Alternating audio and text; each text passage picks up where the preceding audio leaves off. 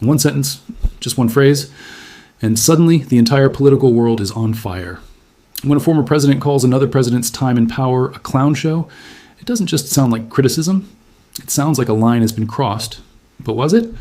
Or was it something many people were already thinking but never heard said so directly?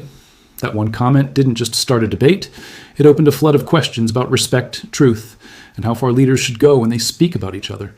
The moment the words came out, everything changed. When Barack Obama described the presidency of Donald Trump as a clown show, it wasn't just another political statement. It felt different. It felt sharper, stronger, almost personal. And within minutes, that single phrase began to spread everywhere, across news channels, social media, and public conversations. People stopped scrolling. They paused.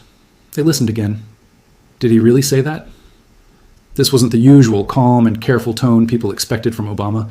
For years, he had built an image of being measured, composed, and respectful, even when he disagreed.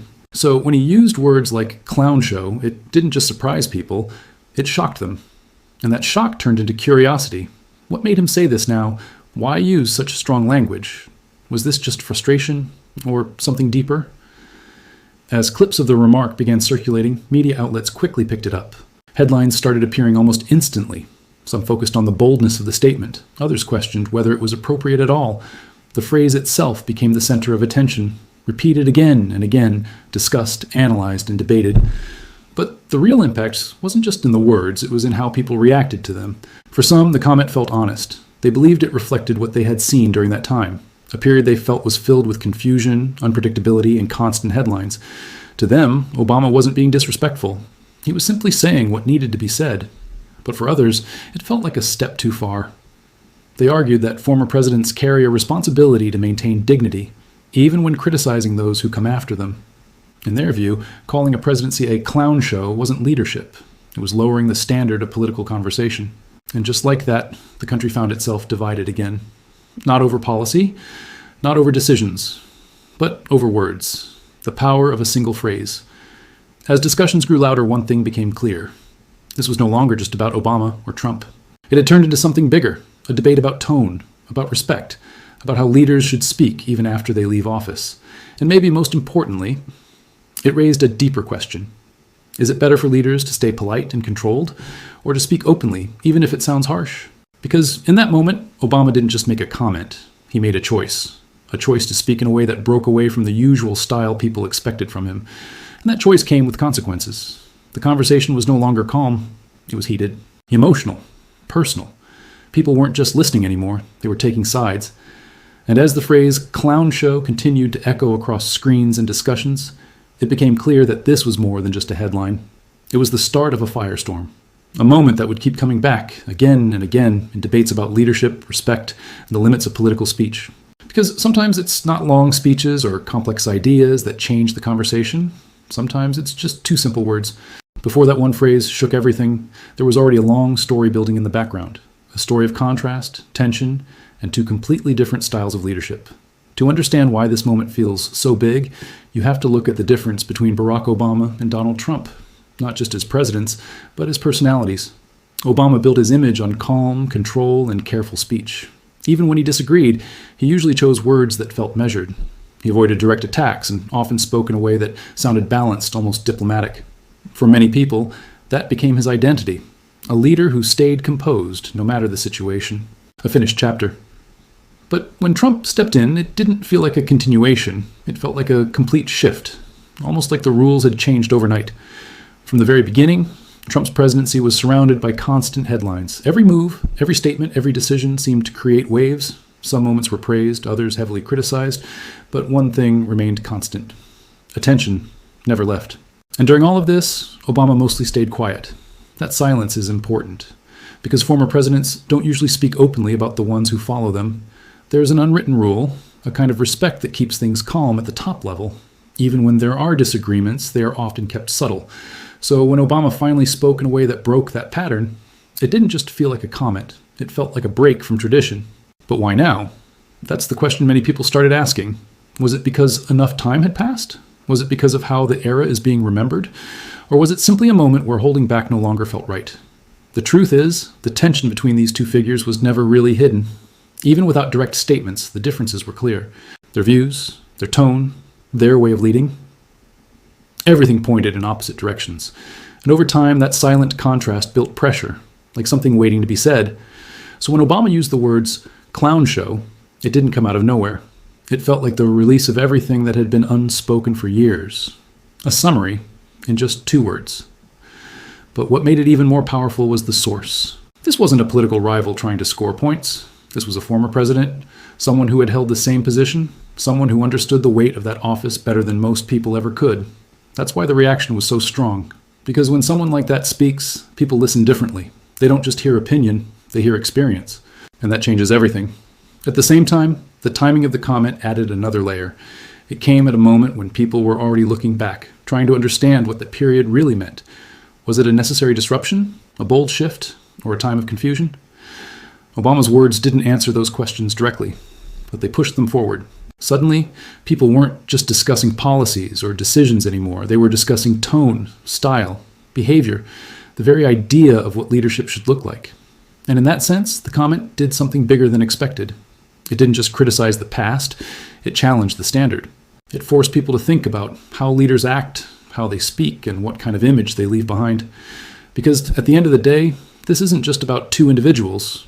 It's about 2 different visions of leadership, one built on control and calm, the other built on energy and unpredictability. And somewhere between those 2, the public is left to decide which one truly represents strength. The reaction didn't explode all at once. It spread like a spark hitting dry ground. At first, it was just a few clips being shared, a short quote, a headline, a quick post. But within hours, that single phrase, clown show, turned into a full storm of opinions, each one louder than the last. People weren't just reacting, they were choosing sides.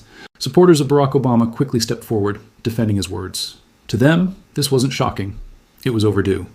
They argued that the statement reflected what many had already seen during Donald Trump's time in power. In their eyes, Obama didn't cross a line. He simply removed the filter. They pointed to years of unusual moments, constant headlines, and unexpected decisions, saying this wasn't normal leadership. And finally, someone with authority had said it out loud. But on the other side, the response was just as strong and just as emotional. Critics didn't focus on whether the comment was true or false. Instead, they focused on how it was said. For them, the issue wasn't the message, it was the tone. They believed that a former president should rise above direct insults, no matter the situation. In their view, using a phrase like clown show didn't show strength, it showed a drop in standards. And that's where the real debate began. Not about policies, not about decisions, but about respect. The conversation quickly shifted from what happened to how leaders should speak about what happened. News channels picked it up from every angle. Some panels framed it as bold honesty, others framed it as unnecessary aggression.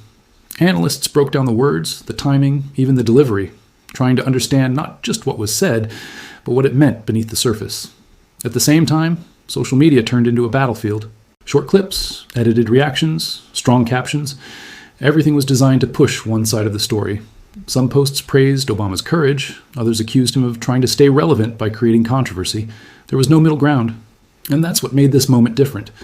Usually, political statements fade after a few days, but this one didn't. It kept coming back because it touched something deeper, the growing divide in how people see leadership itself. For some, honesty matters more than politeness. For others, respect matters more than blunt truth. And in this case, both sides believed they were right. The phrase clown show became more than just a description. It became a symbol of how far political language has shifted over time, a symbol of how direct and sometimes harsh public figures have become, even those who once avoided that style. But there was another layer to this reaction that made it even more intense, the source of the comment. Because when a former president speaks like this, it doesn't feel like ordinary criticism. It carries weight, experience, authority. And that makes people take it more seriously, whether they agree or disagree. It also raises expectations. People expect former leaders to act differently, to speak carefully, to represent stability even after leaving office. So when that expectation is broken, the reaction becomes stronger. And that's exactly what happened here. Some saw it as a powerful moment of truth. Others saw it as a dangerous shift in tone. But almost everyone agreed on one thing. This wasn't a normal comment. It was a moment that revealed how divided the conversation has become, not just about politics, but about the way politics is discussed. Because now the question isn't just about who was right or wrong. It's about how far is too far. When does honesty turn into disrespect? When does criticism become attack? And most importantly, if leaders begin to speak like this openly, what does that mean for the future of political conversation? That's the question still hanging in the air, long after the words were spoken, long after the headlines fade. Some moments don't disappear. They settle into history, and this feels like one of them.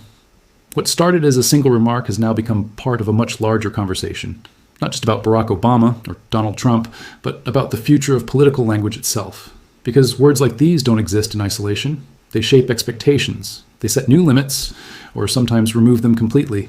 For years, there has been an unspoken belief that leaders, especially former presidents, should speak with restraint. That even in disagreement, there should be a certain level of distance, a sense of control, not because they have nothing to say, but because how they say it matters just as much as what they say. But moments like this challenge that idea. They raise a difficult question. Is that old standard still relevant today? Or has the world changed so much that people now expect something different? In today's fast-moving, highly connected environment, strong statements travel faster than ever.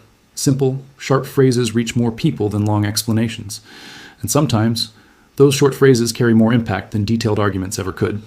That's exactly what happened here. Clown Show wasn't a long speech. It wasn't a detailed breakdown.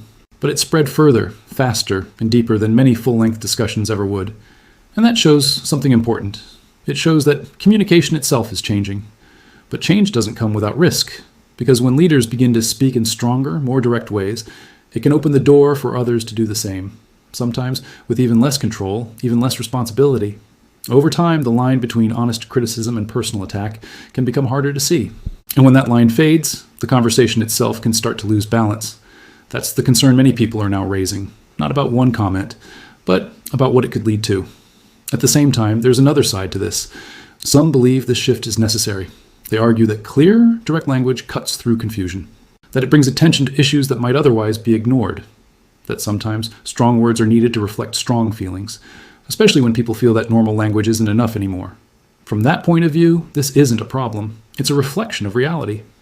And that's what makes this moment so important, because both sides are not just reacting to one phrase. They're reacting to two different visions of what leadership should be. One vision values control, restraint, and careful speech. The other values openness, honesty, and direct expression, even if it feels uncomfortable. And somewhere between these two, the public is left to decide what they expect from those who lead. But beyond the debate, there is one question that keeps coming back. How will history remember this era? Will it be seen as a time when political norms were broken in a negative way, or as a time when those norms were challenged and reshaped? Obama's comment doesn't answer that question, but it does something else. It keeps the question alive. It forces people to think, to reflect, and to take a position. Because in the end, this isn't just about whether he went too far. It's about where the limit actually is, and whether that limit is still the same or already changing. Because once a line is crossed in public conversation, it rarely goes back to where it was before. It moves, and the next time someone speaks, the boundary will be different. Maybe slightly, maybe significantly, but different. And that's why this moment matters, not because of the words alone, but because of what those words might shape next.